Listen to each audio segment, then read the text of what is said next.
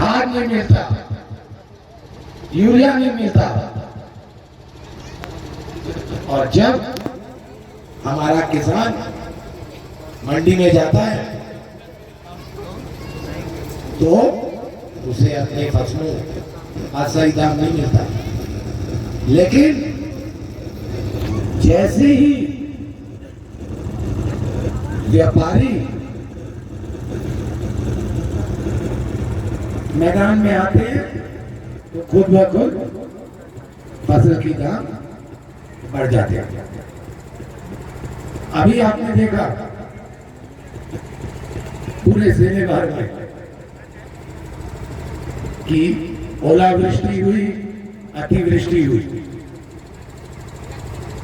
और मैं तो मध्य प्रदेश सरकार से मांग करता हूं, इस मंच के माध्यम से मैं मध्य प्रदेश सरकार से मांग करता हूं कि वो जल्द से जल्द सर्वे कराएं और जिन किसानों की फसल बर्बाद हुई है उन्हें पूरा मुआवजा मिले।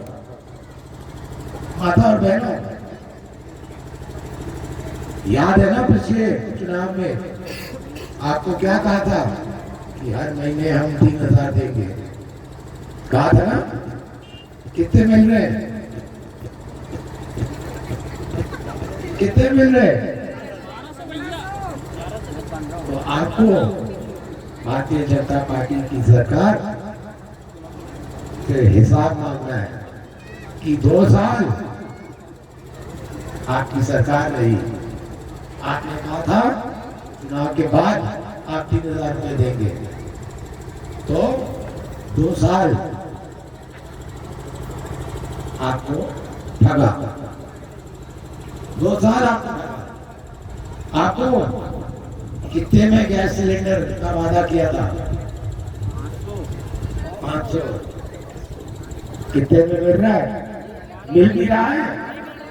मिल भी रहा है? तो ये आज की स्थिति है। उन्होंने नौजवानों को सबसे बड़ा धोखा दिया है। मोदी जी मन से चिल्ला कर कहते थे कि मैं 2 करोड़ नौजवानों को रोजगार दूंगा।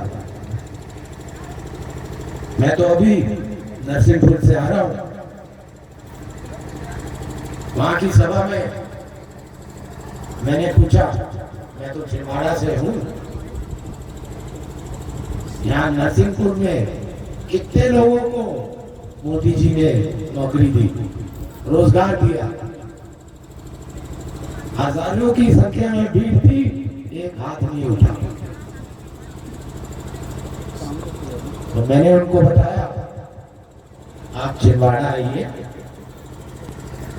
सभा में अगर मैं पूछूंगा कि किसी को नौकरी मिली है, बहुत सारे हाथ उठेंगे और कहेंगे कि हाँ, हमें रोजगार प्राप्त हुआ आपकी वजह से। ये अंतर है।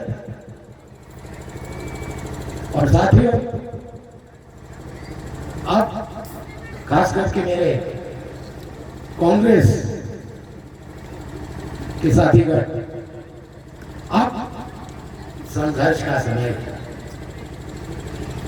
2 साल बचे हैं चुनाव को और हमको वचन लेना है कि हम न्याय के लिए संघर्ष आज से शुरू करेंगे। हम अपने किसानों के लिए लड़ेंगे, अपने नौजवानों के रोजगार के लिए लड़ेंगे और माता और बहनों, आपको 1500 रुपए के लिए और लड़ना है, क्योंकि आपसे वादा किया गया था, आपसे वादा किया गया था। तो ये मैं विश्वास दिलाना चाहता हूं कि जिस तरह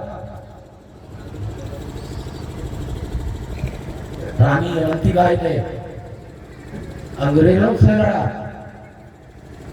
जिस तरह कांग्रेस पार्टी ने अंग्रेजों को अंग्रेजों से लड़ा और देश को आजादी दी। तो आज हम संघर्ष लेते हैं कि आने वाले 2028 में हम बीजेपी की सरकार से आजादी लेंगे। आप सभी का बहुत बहुत धन्यवाद।